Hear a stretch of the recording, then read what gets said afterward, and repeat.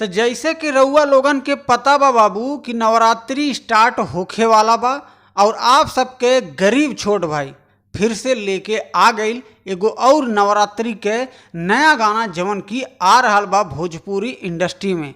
आप सबके तो ये भी पता बा बाबू कि कुछ दिन पहले कल्लू जी के एगो गाना जवन की 2025 के पहिलका नवरात्रि स्पेशल सॉन्ग लॉन्च भइल है।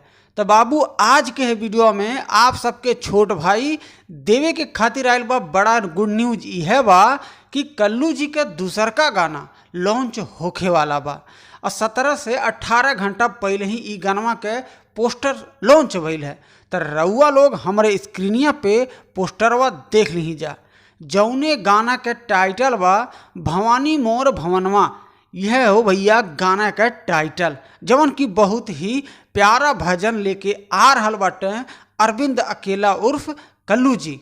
ई गाना में म्यूजिक देले बाटे प्रियांशु सिंह जी और ई गानवा के लिखले बाटे बाबू प्रिंस प्रियदर्शी जी।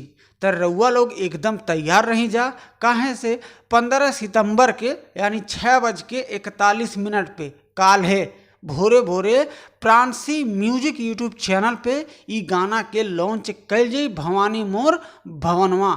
तो रउआ लोग एकदम बनल रही जा और आपकी वीडियो पसंद आ गई बा तो बाबू लाइक जरूर कर दिया जा और चैनलवा पे रउआ लोग नया बाटा तो सब्सक्राइब करके बेल आइकन घंटियों के दबा दिया।